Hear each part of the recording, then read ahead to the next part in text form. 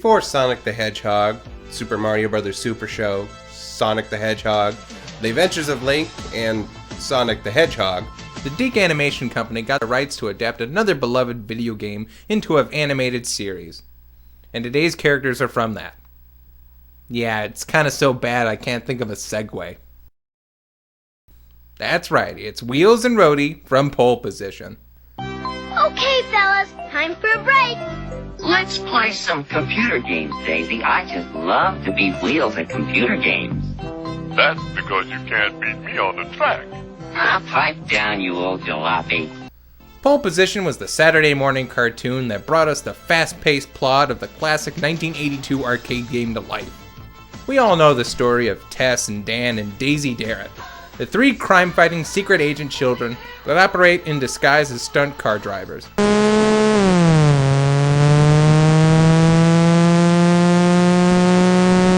And how the team is guided by their Uncle Zachary, a wheelchair-confined engineer who heads up the secret government organization known as Pole Position.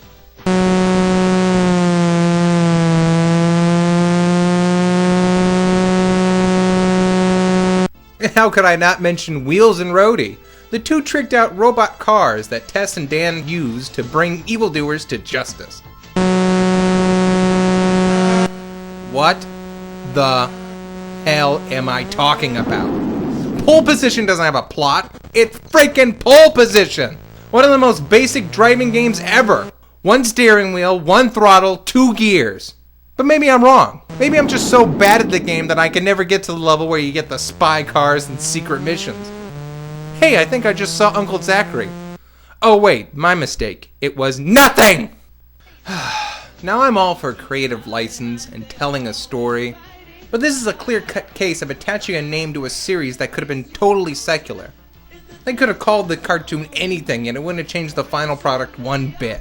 Speed Squad, The Fairways, or you could have just made a cartoon about a race car driving stripper. At least then you've made a pun. And the kids don't even race anymore. They perform in stunt shows. What was so hard about keeping the racing aspect? It would have been the only thing that kept the connection between the series and the game. But really, this shouldn't surprise you. Pole Position has had a really odd history.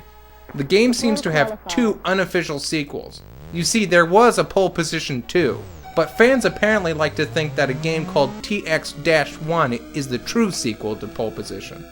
Then there was another game called Final Lap, and that was considered a sequel to that game. So you have an official sequel, the unofficial sequel, and the unofficial sequel to the unofficial sequel. And then somewhere a cheesy cartoon. But to give credit where credit is due, this was back when DIC actually knew what they were doing, and as a result, the series isn't all that bad. In fact, it has some really good stunt driving animation. But it is filled with your typical 80s cartoon hoopla. I'm reminded of an episode where there was a chicken that could open the vault to an ancient treasure. I kid you not. There's the opening. Locked out! If only I could duplicate that music. The music would open the door? No, the chicken would hear it. The chicken? I don't think this is the time to worry about entertaining the chicken. Especially now, since my body seems to be paralyzed. I have no time to explain. If only we had that flute. But Dan, Tess, Roadie can do it. Really? Can you, Roadie? You bet, Dan. I can reproduce flutes, horns, And only flutes and horns. Roadie. A 1 and a 2 and a 3.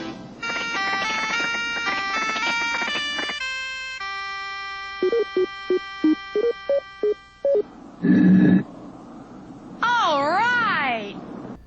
So wait, the bad guys knew where the vault was the whole time, and the only thing stopping them was a thin sheet of rock?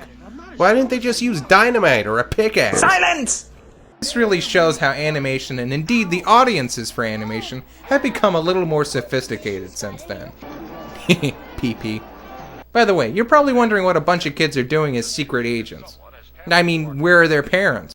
This never would have happened if your father was alive. He's dead? Yes. And my mother?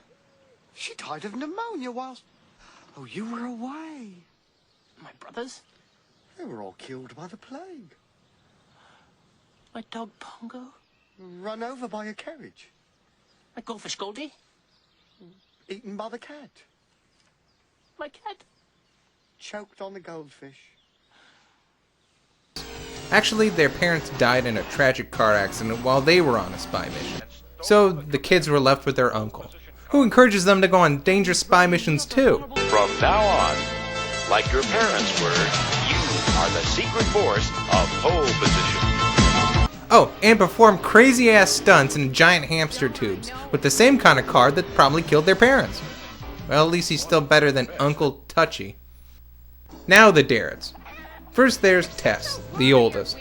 Your basic level-headed leader. Kinda cute too, with the neckerchief and the oh, that's a shame. Not with new frizz defense. Then you have her younger brother Dan. Hang on, Rhodey, I'm gonna take the super tube manually.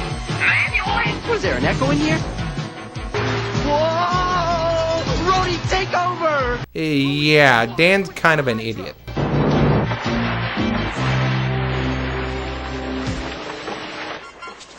Rhodey! Oh my god, I think I found it, but I have to be sure. Rhodey! They're eating her! And then they're going to eat me! Oh my God!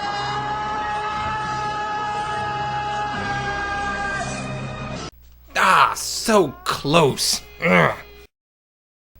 Someday. Rhodey, will you please get us out of here? Have you heard the one about the soaking wet driver who forgot his automatic pilot? Very funny. Automatic pilot engaged. So wait, you went into the fetal position over something that pressing 4 buttons can solve?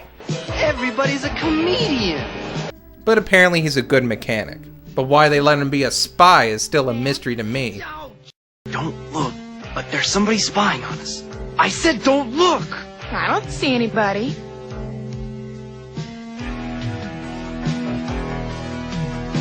I'm telling you, there was somebody there. Well, there's nobody there now, so just relax.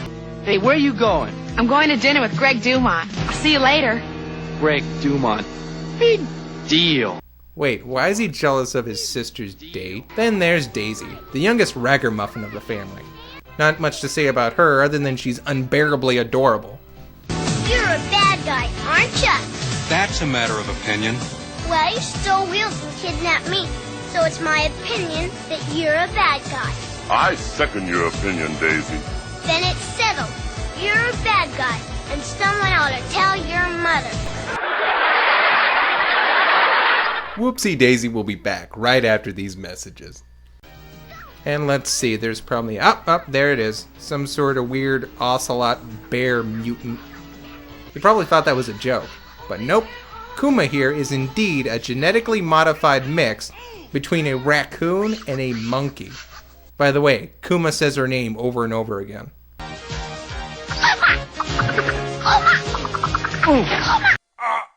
Vegeta! Look! A Pokemon! I'm gonna catch it!